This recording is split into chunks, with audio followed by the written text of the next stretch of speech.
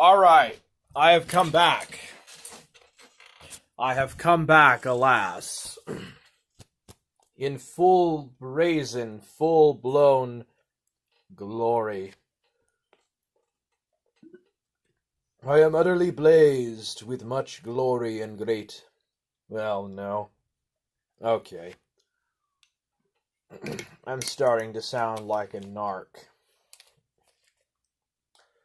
Forge gang. I am still a hard man. Let's go. This is Forge gang. This is not the Kino Corner. This is not Kino Corner. This is the Forge gang, buddy. This ain't no Kino Corner. If you want to talk about topics that the Kino Corner usually talks about, then go watch the Kino Corner. Don't watch me. I don't cover that shit. If you want to watch stuff about the Thorpes, I don't know, go watch Shamu. You want to hear stuff about Alien Jesus, E.T. Jesus, go watch the Kino Corner. I'm not into that. That's not what I'm about. So, this is Forge Gang, and only hard men can come here and chat.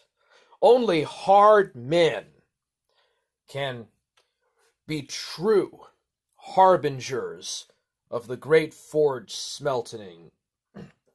So I wanted to talk about the pagans, like the early pagans. I don't know so much about the modern pagans. But, yeah, the pagans were basically feminists. Like, ancient Greece had a lot of femboys in it. And so did ancient Rome. And if you're going to be a pagan, and not just a white pagan, but an African, Native American pagan, a Chinese pagan, any kind of non-monotheism. So I define paganism, polytheism, as anything that is not involved with Judaism, Christianity, or Islam, basically.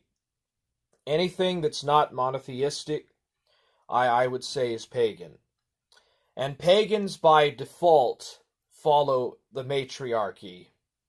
Pagans are not patriarchs. They're matriarchs, okay? For the vast majority of pre-Christian European history, Europeans were matriarchs. What actually finally changed or tipped the balance of that and turned Europe into a patriarchal conservative society was the arrival of the church. It was the advent of the coming of the church, and that's what brought patriarchal norms into the West. Western civilization is a product of the church, in that sense. So, yeah. Ancient Greece was full of femboys, okay? Like, there's all kinds of, like, mythology and stuff about Ganymede, and about how Zeus would carry Ganymede and basically would love him. And there's a lot of man-boy love in ancient Greece and ancient Rome. And some of the Roman emperors were actually openly bisexual to a degree. Now, this doesn't mean that everyone in the pagan world was like that, but a lot of them were. And the Vikings were the feminists, okay? Like, the Vikings were feminists, okay? Okay. These modern pagans that are egalitarians, and who like to LARP is still has if they're Vikings and they talk about transgender Odin, how Thor is transgender. Well, there's actually truth to that. There's actually a lot of truth to that because the Vikings were feminists. They had female priests, they had female elders, they worshipped and venerated women goddesses, like, what was her name? I can't think of it, but anyways, yeah. I think I do believe that there is like a tale in the Eddas that talks about how Odin would cross-dress. So, the Vikings and the Celts were feminists, okay? Now, towards the end of antiquity, or towards the end of of pre-Christianity or whatever, they did start to become more patriarchal. But the only reason why they became more patriarchal was because they were fighting over resources and land in the Viking era. And so that was only just right before the Christianization of the Viking world. So again, I just want to reiterate, most of pagan history had femboys and feminists and tomboys, basically. Femboys and what is the term for women that are like lesbians? And dyke women. So the whole patriarchal stuff, what finally settled up into the nuclear family, was Christianity. The coming of Christianity to the West, and the norms that the church set in the Middle Ages. There's also quite a bit of bestiality and incest going on in the pagan world too. And the church also put a stop to that. So, if you want to be a pagan, in order to be a consistent pagan, you have to do what Varg Vikernes has done. And you have to believe in reincarnation.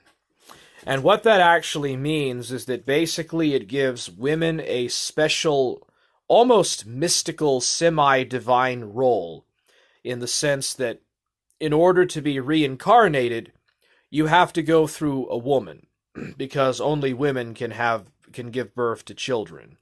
So you have to venerate and basically idolize women and consider them very important.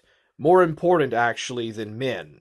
So, to be consistent as a pagan, you have to do that, and so that's basically going to make you a feminist.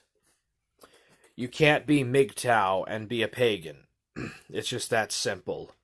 And it's not just Europe, it's Africa, Asia, the Americas, all these cultures, before either the coming of Judaism, Christianity, or Islam, were doing this.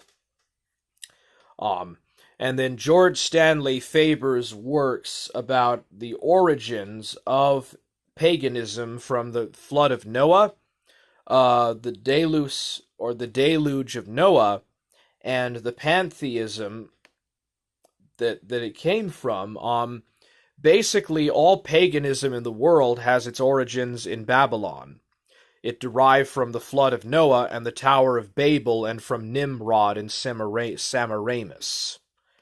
So, it's basically you're just worshipping Babylonian gods. So, but Christianity came from Judaism. Well, I mean, all paganism came from the Middle East anyways. The Tower of Babel was in the Middle East. So, there's a thing about Odin coming from Georgia, from the Caucasus. I forgot what it... Okay, Thor Heyerdahl. Have you ever heard of Thor Heyerdahl?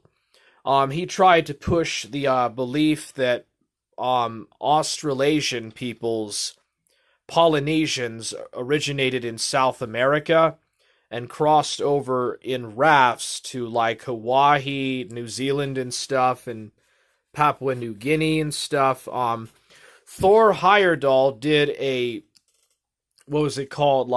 He wrote this paper about how Odin came from the Caucasus Mountains.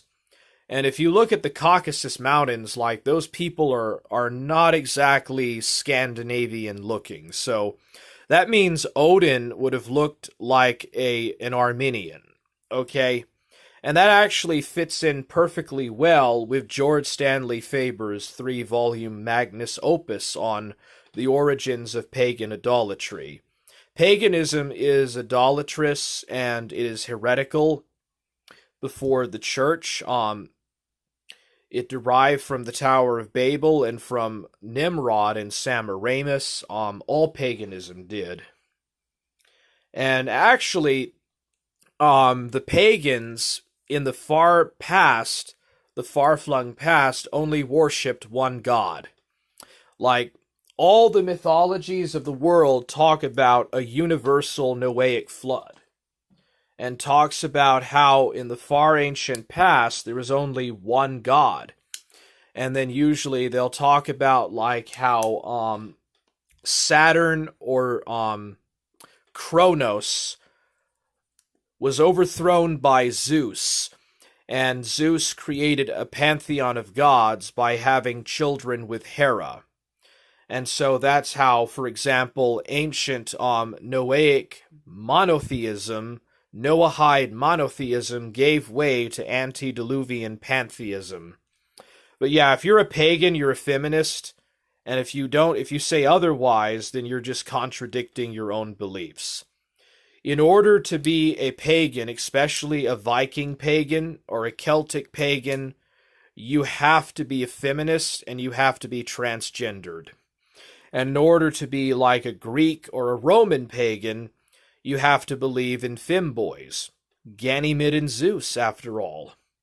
So yeah, being a pagan is not being based, it's not being patriarchal. You're lying to yourself. Quit lying to yourself, quit deluding yourself, and quit being delusional. Your spastic meltdown is not going to change anything. You're not an entitled victim. So anyways, third for the second says, hard. A pestering bug says, tell him, UNC. Pasta say, it's. Okay. Well, I'm glad the channel is growing, and I'm glad there is more viewers. If there's anyone that would like to add further input into what I've said about the Vikings being feminists, let me know. Doesn't look like there's going to be much input added in the chat. So, I guess that's going to be it. I did a stream on Eastern Orthodoxy, and I went over some stuff about the filioque and papal primacy. I had to private that because I accidentally did something that might have triggered the algorithm, but I'll put it back up. Yeah. Is there like any relevant input that you guys would like to share? Yeah, ancient paganism is cringe. The pagans are feminists and femboys, basically. Yeah, dude. Is there anything like further in terms of like actual real input? Yeah, I don't see. Chat is spurging out. I might just go ahead and turn the chat off then, and just fucking randomly talk whatever I want to say. Yeah. Yeah. Yeah, I am Imperator of Forge. Thank you for watching. Have a good day.